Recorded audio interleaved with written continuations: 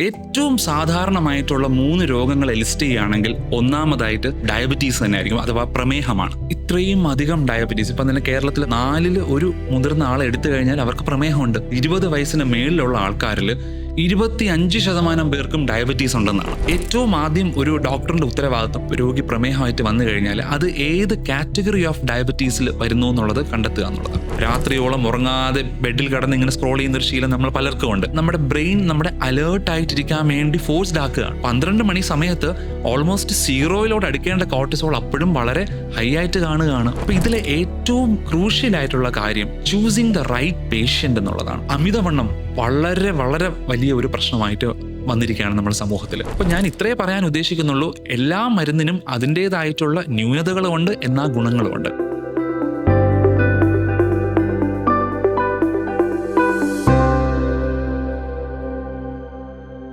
Welcome back to Vital Voices. Today we have a very special guest joining us today, Dr. Karthik. He is our consultant endocrinologist at HP Medifort Hospital. Welcome, sir. Welcome to our podcast. Thank you. Doctor, ഇപ്പം നമുക്ക് പലർക്കും endocrinology എന്താണ്, ഈ ഡിപ്പാർട്ട്മെന്റിനെ പറ്റി അല്ലെങ്കിൽ ഈ സ്പെഷ്യാലിറ്റിയെ പറ്റി എന്താണെന്ന് ഇപ്പോഴും പലർക്കും അറിയത്തില്ല. So my first question is, what is endocrinology? നമ്മൾ ഡെയിലി പ്രാക്ടീസ് ചെയ്യുമ്പോൾ ഒരു എൻഡോക്രിനോളജിസ്റ്റ് എന്ന രീതിയിൽ നമ്മൾ വളരെ സാധാരണയായിട്ട് കേൾക്കുന്ന ഒരു ചോദ്യമാണ്, ഡോക്ടർ ഈ ഒരു സ്പെഷ്യാലിറ്റിയുടെ പേരൊന്നുകൂടെ ഒന്ന് പറയാമോ എന്നുള്ളത്. കാരണം പല ആൾക്കാരും ഫെമിലിയർ അല്ല. എൻഡോക്രിനോളജി എന്ന് വെച്ചാൽ ബേസിക്കലി നമ്മുടെ ശരീരത്തിൽ ഇപ്പം നമ്മുടെ ദൈനംദിന ഫങ്ഷൻസ് എല്ലാം കൃത്യമായിട്ട് നടക്കാനായിട്ട് വളരെ അത്യാവശ്യം വേണ്ട ഒരു കാര്യമാണ് ഈ ഹോർമോൺസ് എന്ന് പറയുന്നത്. ഈ ഹോർമോൺസ് നമ്മുടെ ശരീരത്തിൽ പല ഗ്രന്ഥികളിൽ നിന്നാണ് വരുന്നത്. അപ്പോൾ അത് ഉദാഹരണം പറയുകയാണെങ്കിൽ നമ്മുടെ തലച്ചോറിൽ തന്നെ 2 ഗ്രന്ഥിയുണ്ട്, പിറ്റ്യൂട്ടറി, ഹൈപ്പോതലാമസ്. പിന്നെ കഴുത്തിലാവട്ടെ നമ്മുടെ വളരെ ഫേമസ് ആയിട്ടുള്ള തൈറോയ്ഡ് ഗ്രന്ഥി. അതിന് തൊട്ടടുത്തായിട്ട് തന്നെ പാരാതൈറോയ്ഡ് ഗ്രന്ഥിയുണ്ട്. വയറിലാകട്ടെ നമ്മുടെ പാൻക്രിയാസ് ഉണ്ട്, അഡ്രീനൽ ഗ്രന്ഥിയുണ്ട്. അതോടൊപ്പം നമ്മുടെ സെക്സ് ഹോർമോൺസ് ഉണ്ടാക്കുന്ന, ഇപ്പം പുരുഷന്മാർക്കാണെങ്കിൽ ടെസ്റ്റോസ്റ്റെറോണും സ്ത്രീകൾക്കാണെങ്കിലും ഈസ്ട്രജനൊക്കെ ഉണ്ടാക്കുന്ന ഓവറിയും ഉണ്ട്. അപ്പോൾ ഹോർമോൺ ഗ്രന്ഥികളിൽ നിന്ന് വരുന്ന ഈ സെക്രീഷൻസ് ആണ് നമ്മുടെ ഹോർമോൺസ്. ഇതിന് ബോഡിയിൽ വളരെ പ്രധാനപ്പെട്ട നമ്മുടെ വളർച്ച മുതൽ പ്രത്യുൽപാദനം വരെ നമ്മുടെ ഡേ ടു ഡേ ബേസിസിൽ നമുക്ക് ആവശ്യമായിട്ടുള്ള പല പ്രവർത്തനങ്ങളും കൺട്രോൾ ചെയ്യുന്നത് ഈ ഹോർമോണുകളാണ്. ഈ ഹോർമോണുകളുടെ അളവ് കൂടുന്നതോ കുറയുന്നതോ അല്ലെങ്കിൽ പ്രവർത്തനത്തിന് വരുന്ന ഒരു ഇഷ്യൂവോ ആയിട്ട് പല പല അസുഖങ്ങൾ വരാം. ഈ ഹോർമോണുകളെ പറ്റിയും ഈ അസുഖങ്ങളെ പറ്റിയും നമ്മൾ പഠിക്കുന്ന ശാസ്ത്രശാഖയാണ് എൻഡോക്രിനോളജി. ഇപ്പോൾ ഒരു 5 വർഷത്തെ ഇപ്പുറത്തോട്ടുള്ള ഒരു സാഹചര്യം നമ്മൾ വിലയിരുത്തുകയാണെങ്കിൽ കൂടുതൽ ആൾക്കാർക്ക് എൻഡോക്രിനോളജിയെ പറ്റി കുറച്ചുകൂടെ ഒരു ഫെമിലിയാരിറ്റി വന്നിട്ടുണ്ടാവണം. കാരണം അവരുടെ അടുത്തുള്ള ആശുപത്രികളിൽ ഇപ്പം മിക്കവാറും അറ്റ്ലീസ്റ്റ് നമ്മുടെ മെയിൻ സിറ്റികളിലെങ്കിലും എല്ലാ പ്രധാന ആശുപത്രികളിലും ഒരു എൻഡോക്രിനോളജിസ്റ്റ് ഉണ്ടാവും. പല എൻഡോക്രിനോളജിസ്റ്റും സോഷ്യൽ മീഡിയയിൽ, ഇപ്പം ഫേസ്ബുക്ക് ആവട്ടെ അല്ല ഇൻസ്റ്റഗ്രാം ആവട്ടെ, ഒരുപാട് ഒരു അവയർനെസ് വീഡിയോസ് ചെയ്യുന്നുണ്ട്.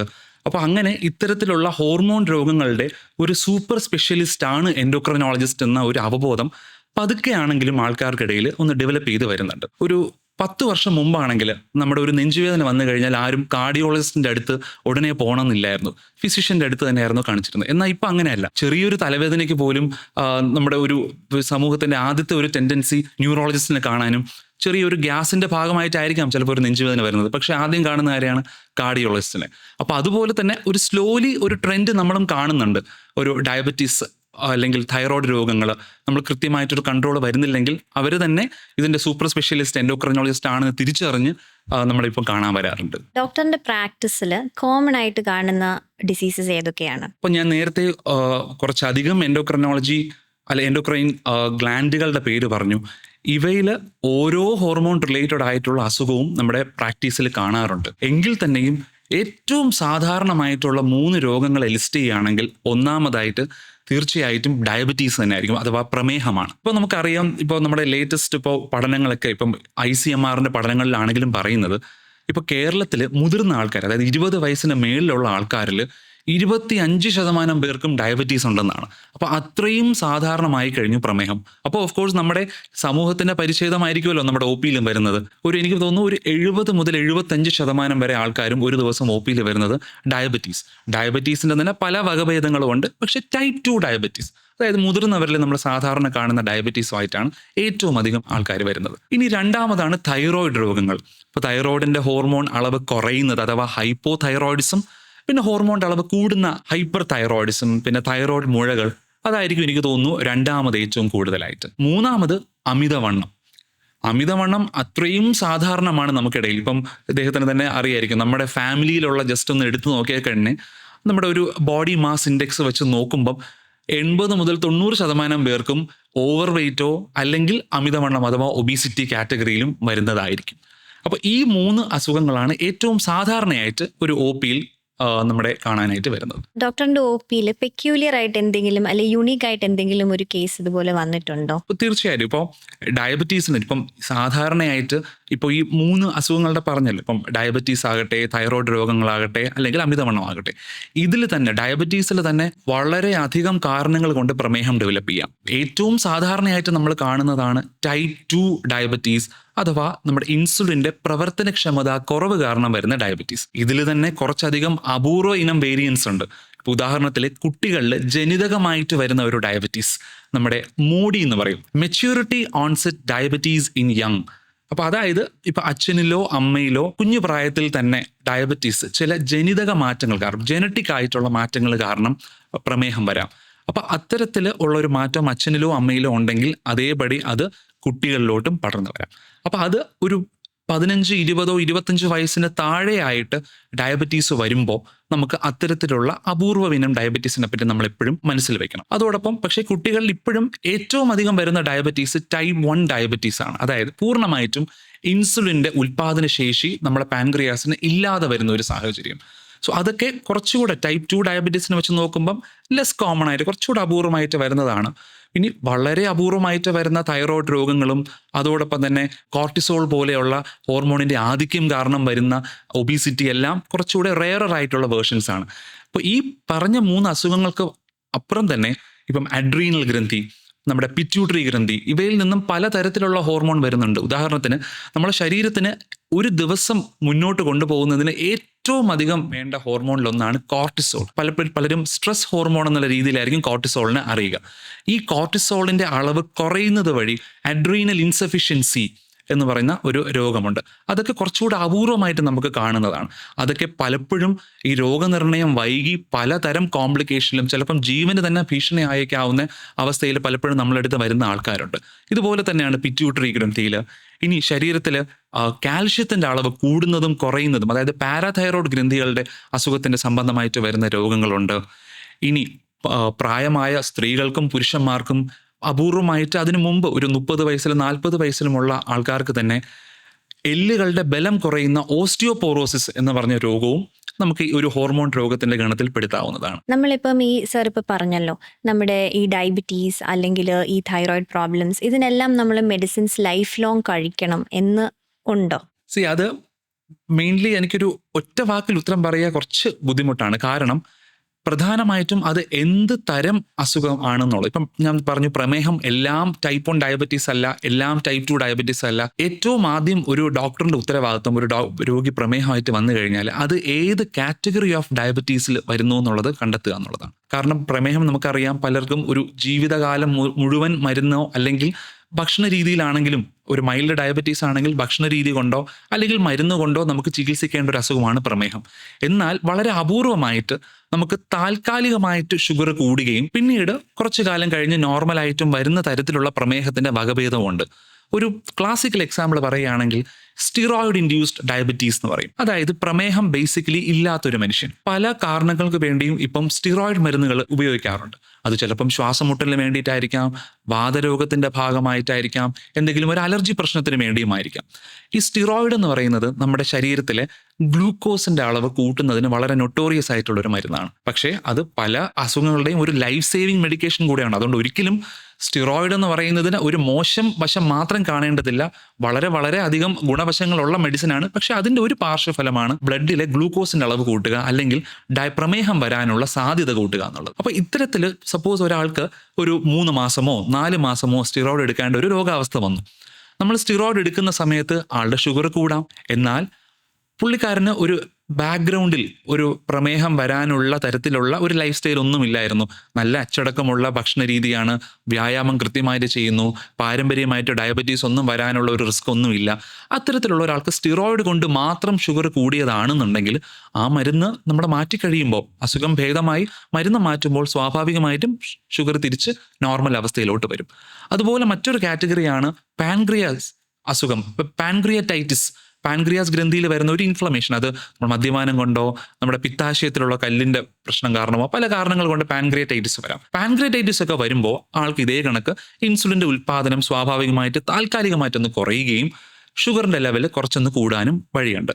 എന്നാൽ നമ്മുടെ ചികിത്സയൊക്കെ കൃത്യമായിട്ടുള്ള ചികിത്സ കിട്ടി, പാൻക്രിയാസിന്റെ ഇൻഫ്ലമേഷനൊക്കെ നമ്മൾ കുറഞ്ഞു, തിരിച്ച് നോർമൽ അവസ്ഥയിലോട്ട് വരുമ്പോൾ ഇൻസുലിൻ ഉൽപ്പാദനം മെച്ചപ്പെടുകയും ആളുടെ ഷുഗർ ലെവൽസ് നോർമൽ ആവുകയും ചെയ്യും. അപ്പോൾ ചുരുക്കത്തിൽ ഇത്രേ പറയാൻ ആഗ്രഹിക്കുന്നുള്ളൂ, എല്ലാ പ്രമേഹത്തിനും നമുക്ക് ലൈഫ് ലോങ് മരുന്ന് കഴിക്കണം എന്നില്ല. ഈവൻ ടൈപ്പ് 2 ഡയബറ്റീസ് ആണെങ്കിൽ പോലും ഒരു കോൺസെപ്റ്റ് ഉണ്ട് നമുക്ക്. ഇപ്പം ഡയബറ്റീസ് റെമിഷൻ, അതായത് മരുന്നില്ലാതെ തന്നെ നമ്മുടെ HbA1c നോർമൽ വെച്ച് നമുക്ക് കൊണ്ടുപോവുക, അതാണ് ഡയബറ്റീസ് റെമിഷൻ. നമുക്ക് പഠനങ്ങൾ തെളിയിക്കുന്നത് ഒരു 10 മുതൽ 15% വെയിറ്റ് ലോസ്, നമുക്ക് ഭാരം നമുക്ക് കുറച്ച് കിട്ടുകയാണ് നമ്മുടെ കൃത്യമായിട്ടുള്ള ഒരു ഡയറ്റ് ഫോളോ ചെയ്യുന്നത് വഴി, വ്യായാമം ചെയ്യുന്നത് വഴി ഒരു 15% വെയിറ്റ് നമുക്ക് കുറയ്ക്കാൻ പറ്റുകയാണെന്നുണ്ടെങ്കിൽ നമുക്ക് മരുന്നില്ലാതെ തന്നെ പ്രമേഹത്തെ പൂർണ്ണമായിട്ടും നിയന്ത്രിച്ചു വയ്ക്കാം.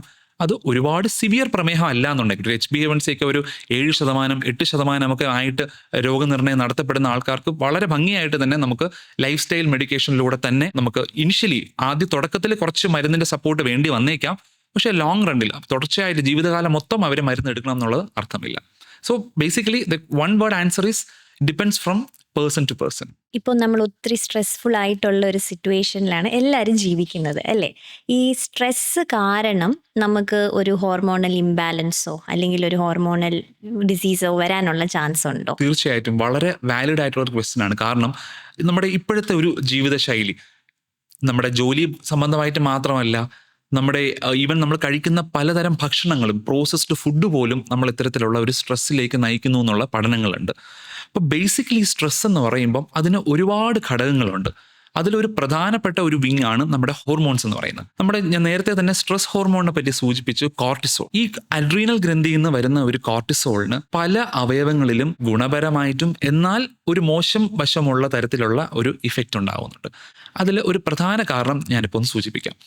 ഈ കോർട്ടിസോൾ എന്ന് പറയുന്നത് നമ്മുടെ ഷുഗർ കൂട്ടാൻ സാധ്യതയുള്ള ഒരു ഹോർമോണാണ്.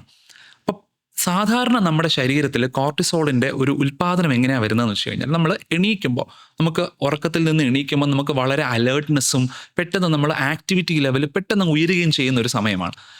ഒരു ദിവസം ഏറ്റവും ഉയർന്ന ലെവലിൽ നമുക്ക് കോർട്ടിസോൾ കാണുന്നത് നമ്മൾ എണീക്കുന്ന സമയത്താണ്, ഒരു 7 മണി 8 മണി 9 മണി സമയത്ത്. പിന്നെ മണിക്കൂറുകൾ കഴിയും തോറും നമ്മുടെ കോർട്ടിസോളിൻ്റെ അളവും കുറഞ്ഞു വരും. അതായത് നമ്മുടെ ശരീരത്തിൽ ഓവറോൾ സ്ട്രെസ്സ് കുറഞ്ഞു വരും.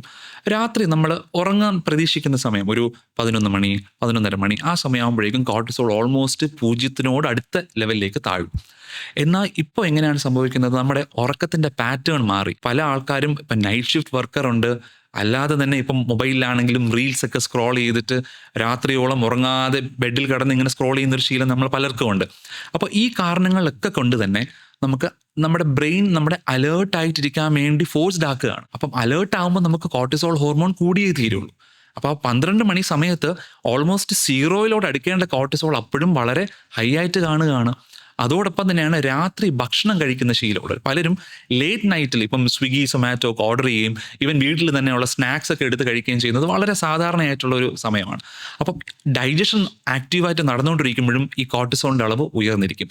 ഇത്തരം നൈറ്റിൽ ഈ കോർട്ടിസോൾ ലെവൽ കൂടി വരുന്നതും അല്ല, നമ്മളിപ്പം ജോലിയുടെ ഭാഗമായിട്ട് സ്ട്രെസ്സ് വരുമ്പോഴൊക്കെ ഈ കോർട്ടിസോൾ ലെവൽ തുടർച്ചയായി ഉയർന്നു തന്നിരിക്കുകയും അത് നമ്മളെ ഡയബറ്റീസിനും നമ്മുടെ അമിതവണ്ണത്തിനും സ്ത്രീകൾക്കാണെങ്കിൽ ആർത്തവ പ്രശ്നങ്ങൾ PCOD പോലെയുള്ള പ്രശ്നങ്ങളൊക്കെ വരുത്തുന്നതിനും കാരണമാകും. ഈവൻ ചില നമ്മുടെ മാനസിക രോഗങ്ങൾക്ക് വരെ, നമ്മുടെ ഡിപ്രഷൻ, ആങ്സൈറ്റി പോലെയുള്ള രോഗങ്ങളിലും തുടർച്ചയായിട്ടുള്ള കോർട്ടിസോൾ കാരണം അതിലോട്ട് നയിക്കുന്നുണ്ട്. ഡോക്ടർ ഇപ്പോൾ പറഞ്ഞല്ലോ ഡയബറ്റീസ് ആണ് നമുക്ക് ഏറ്റവും കൂടുതലായിട്ട് കാണുന്ന ഒരു ഡിസീസ് എന്ന്. അപ്പം ഏത് കാറ്റഗറി ഓഫ് പേഷ്യൻസ് ആണ് ഒരു എൻഡോക്രൈനോളജിസ്റ്റിനെ കാണേണ്ടത്? വളരെ പ്രാധാന്യമുള്ള ഒരു ചോദ്യമാണ്. കാരണം ഇത്രയും അധികം ഡയബറ്റീസ്, ഇപ്പം തന്നെ കേരളത്തിൽ പറഞ്ഞു 4-ൽ 1 മുതിർന്ന ആളെ എടുത്തു കഴിഞ്ഞാൽ അവർക്ക് പ്രമേഹമുണ്ട്. ഇവരെ എല്ലാവരെയും ചികിത്സിക്കാനുള്ള ഒരു എൻഡോക്രൈനോളജിസ്റ്റ് ഉണ്ടോ എന്ന് ചോദിച്ചു കഴിഞ്ഞാൽ സത്യത്തിൽ ഇല്ല എന്നുള്ളത് തന്നെയാണ്. അപ്പം അതുകൊണ്ട് നമ്മൾ ഈ ഒരു സ്പെഷ്യാലിറ്റിയെ പറ്റി കൂടുതലായിട്ട് നമ്മളൊരു അവബോധം ആൾക്കാർക്ക് കൊടുക്കുമ്പോൾ ആരൊക്കെയാണ് എൻഡോക്രൈനോളജിസ്റ്റിനെ കാണേണ്ടതെന്നുള്ള ഒരു ഐഡിയ കൂടെ, പ്രത്യേകിച്ച് പ്രമേഹത്തിൻ്റെ കാര്യത്തിൽ എനിക്ക് തോന്നുന്നു ഒരു 4-5 ഘടകങ്ങൾ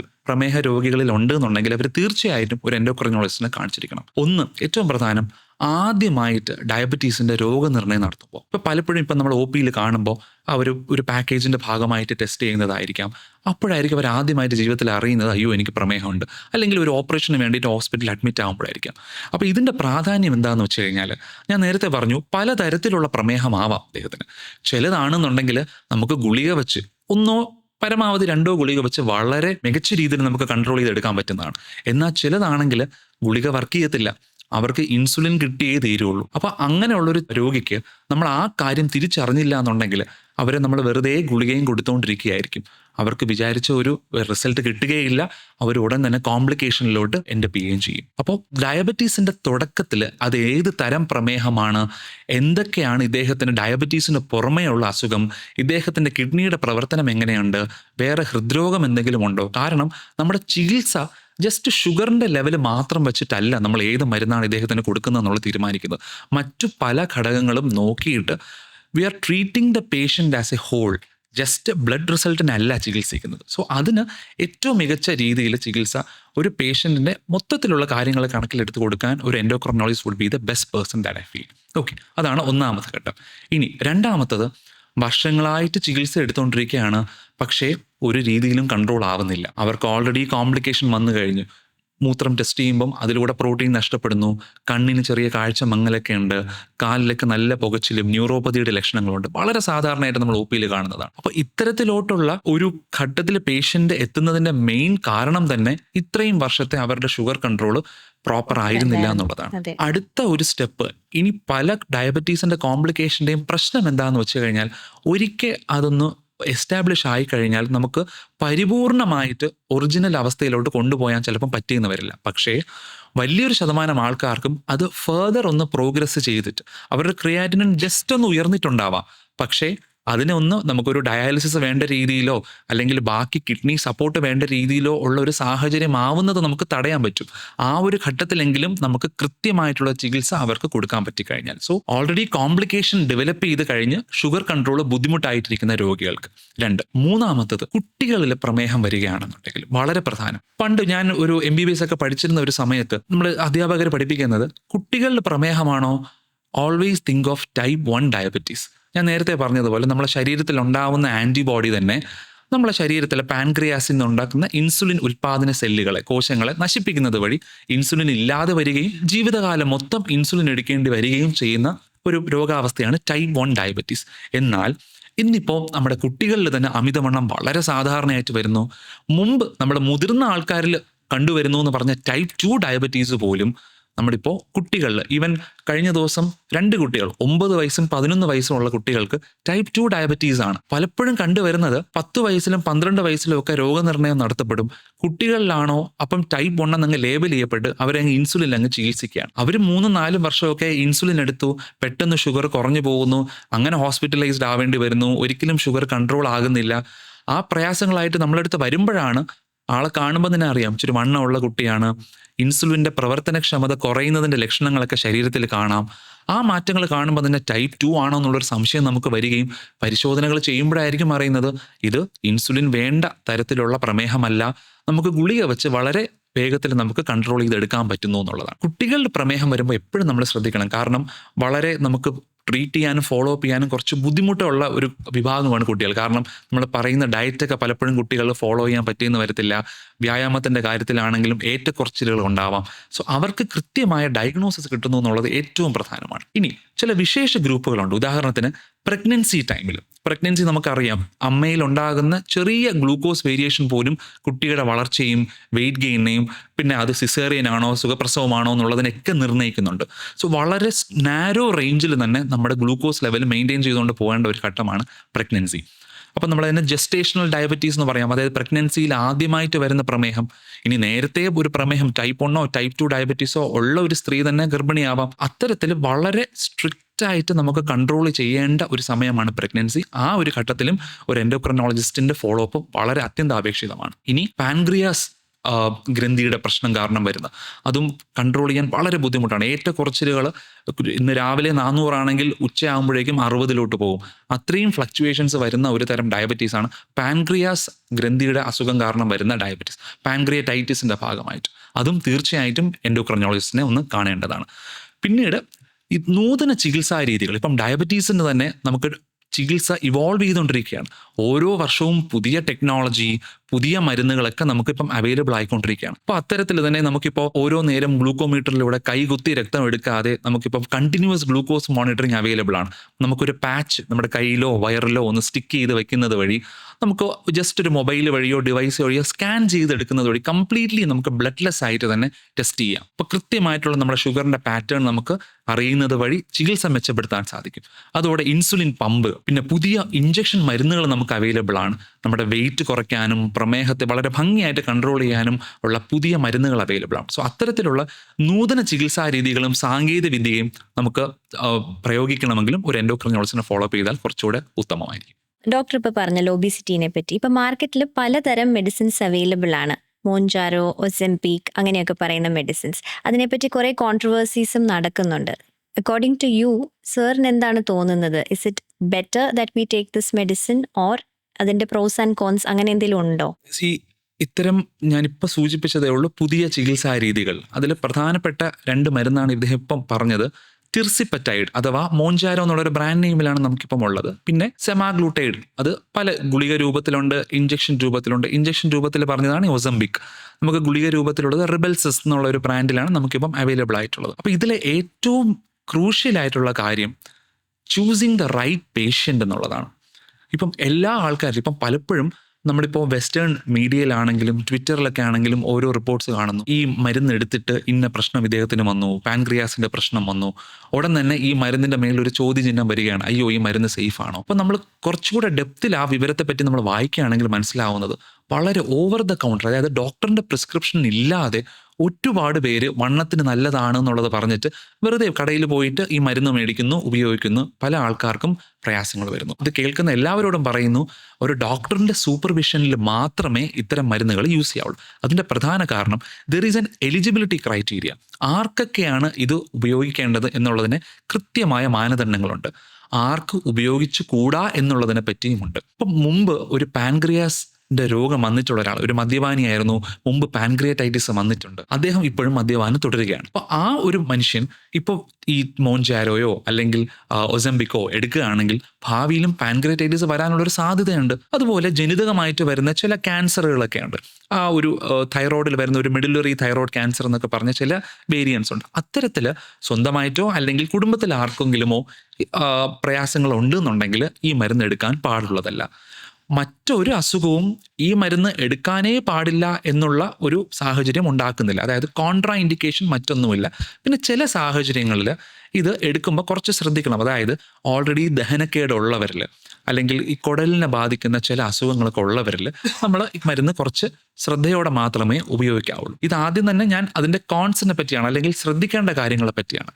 ഇനി ഇതിൻ്റെ എന്താണ് ഇത് എടുക്കുന്നതുകൊണ്ടുള്ള ഗുണം? കാരണം നമ്മൾ പറഞ്ഞു, അമിതവണ്ണം വളരെ വളരെ വലിയ ഒരു പ്രശ്നമായിട്ട് വന്നിരിക്കുകയാണ് നമ്മുടെ സമൂഹത്തിൽ. അത് സ്ത്രീകളെ ആവട്ടെ, പുരുഷന്മാരെ ആവട്ടെ, കുട്ടികളാവട്ടെ. ഇതിപ്പോൾ നമുക്കൊരു ഏജ് അതിനൊരു വ്യത്യാസമില്ല, ലിംഗം അതിനൊരു മാറ്റമില്ല. എല്ലാവരെയും ഒരുപോലെ ബാധിക്കുന്ന ഒരു പ്രശ്നമാണ് അമിതവണ്ണം. കഴിഞ്ഞ ആഴ്ച ഞാൻ ഒരു ഫോളോ അപ്പിന് എൻ്റെ ഒരു പേഷ്യൻ്റ് വന്നിരുന്നു. അപ്പം പുള്ളിക്കാരി എന്നെ ചികിത്സ തേടി വരുന്നത് അറൗണ്ട് ഒരു 3 മാസം മുമ്പാണ്. ഈ 3 മാസം മുമ്പ് പുള്ളിക്കാരിയുടെ വെയിറ്റ് 112 കിലോ ആണ്. ആകെ വന്നപ്പോൾ തന്നെ എല്ലാം സങ്കടമാണ്. പുള്ളിക്കാരിക്ക് നടക്കാൻ പറ്റുന്നില്ല, മുട്ടുവേദനയാണ്, ഷുഗർ കൺട്രോൾ അല്ല, സ്റ്റെപ്പ് കയറാൻ പറ്റുന്നില്ല, വീട്ടിലെ കാര്യങ്ങളൊന്നും നോക്കാൻ പറ്റുന്നില്ല. അപ്പോൾ എങ്ങനെയെങ്കിലും ഒരു വെയിറ്റ് കുറയണം. അപ്പോൾ നമുക്ക് ബേരിയാട്രിക് സർജറിയിലോട്ട് പോകണമെന്നൊക്കെ പലതരത്തിലുള്ള ഒരു സർജറി, ബേരിയാട്രിക് സർജറി എന്ന് കേട്ടിട്ടുണ്ടാവും. വെയിറ്റ് കുറയ്ക്കാനായിട്ട് നമ്മുടെ വയറിലും കുടലിലും ഒക്കെ ചെയ്യുന്ന സർജറിയാണ് ബേരിയാട്രിക് സർജറി. ഇപ്പോൾ പുള്ളിക്കാരിക്കാണെങ്കിൽ സർജറിക്കൊന്നും പോകാൻ അത്ര ഒരു ധൈര്യമില്ല. അതെന്തെങ്കിലും ഇനി കോംപ്ലിക്കേഷൻ വരുമോ എന്നുള്ളൊരു പേടിയുണ്ട്.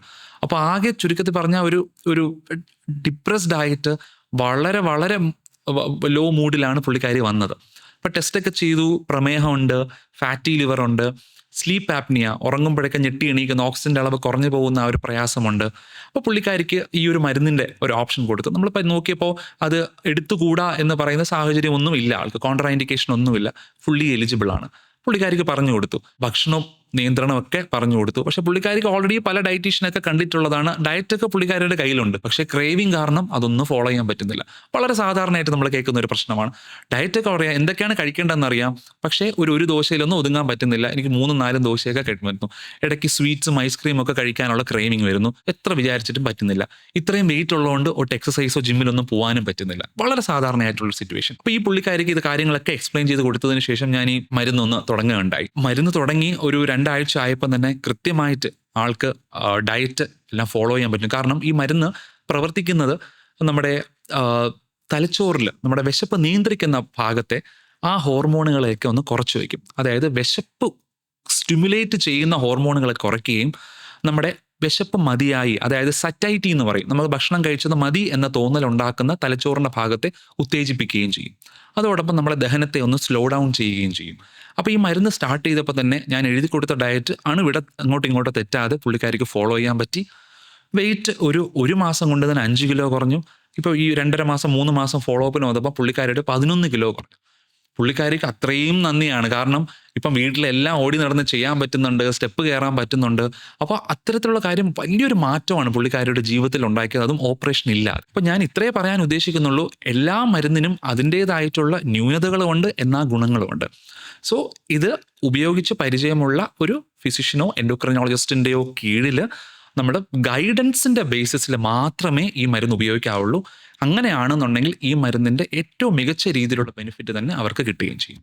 വെയിറ്റ് ലോസിന് വേണ്ടി ഇപ്പോൾ കുറേ മെഡിസിൻസ് അവൈലബിൾ ആണല്ലോ. ഡോക്ടറിന്റെ അഭിപ്രായത്തിൽ ഇത് യൂസ് ചെയ്യുന്നത് കൊണ്ട് എന്തെങ്കിലും ഗുണങ്ങളുണ്ടോ? 3 പ്രധാന രോഗങ്ങൾ പറ്റി നമ്മൾ പറഞ്ഞു. പ്രമേഹം, തൈറോയ്ഡ് രോഗങ്ങൾ, അമിതവണ്ണം. ഇതിന് പുറമെ പ്രധാനമായി ഒരു എൻഡോക്രിനോളജിസ്റ്റ് ഡീൽ ചെയ്യുന്ന കുറച്ച് അസുഖങ്ങളുണ്ട്. അതിൽ ഒന്ന് PCOD, സ്ത്രീകൾക്ക് ആർത്തവ സംബന്ധമായിട്ട് വരുന്ന പ്രശ്നങ്ങൾ. അഡ്രീനൽ ഗ്രന്ഥിയിൽ നിന്ന് വരുന്ന ഹോർമോണുകൾ കൂടുന്നതും കുറയുന്നതുമായിട്ടുള്ള അസുഖങ്ങളുണ്ട്. പിറ്റ്യൂട്ടറി ഗ്രന്ഥി പ്രശ്നങ്ങളുണ്ട്. സെയിം പോലെ തന്നെ ഹോർമോൺ കൂടുന്ന പ്രശ്നങ്ങളും വരാം, ഹോർമോൺ കുറയുന്ന പ്രശ്നങ്ങളും വരാം. കാൽഷ്യം, നമ്മുടെ ശരീരത്തിൽ ബ്ലഡിൽ കാൽഷ്യത്തിൻ്റെ അളവ് കൂടുന്നതും കുറയുന്നതുമായിട്ടുള്ള ഹൈപ്പോ പാരാതൈറോയിഡിസം, ഹൈപ്പർ പാരാതൈറോയിഡിസം, അത്തരത്തിലുള്ള പ്രശ്നങ്ങൾ. ഓസ്റ്റിയോപോറോസിസ്, ആർത്തവ ഒക്കെ നിന്ന സ്ത്രീകൾക്കും പ്രായമേറിയ പുരുഷന്മാർക്കും ഈവൻ നോർമൽ പ്രായത്തിൽ ഒരു 30 വയസ്സ് 40 വയസ്സുള്ളവരിൽ പോലും ഓസ്റ്റിയോപോറോസിസ് ചില കാരണങ്ങൾ കൊണ്ട് കണ്ടുവരാറുണ്ട്. പിന്നെ ഏറ്റവും പ്രധാനം, കുട്ടികളിൽ ഹോർമോൺ വ്യതിയാനം വരുന്നത് കാരണം ഷോർട്ട് സ്റ്റേച്ചർ അഥവാ പൊക്കക്കുറവ് വരികയും ഇനി പ്യുബേർട്ടൽ ഡിസോർഡേഴ്സ്, അവരുടെ പ്യുബേർട്ടി നേരത്തെ വരുന്നതും അതിൽ വൈകി പോകുന്നതും.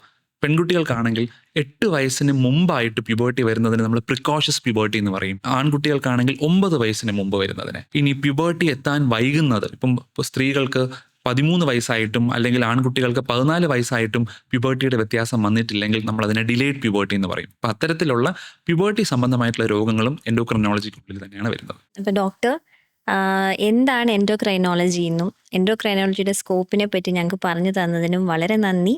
Thank you for this informative session. Thank you. Thank you.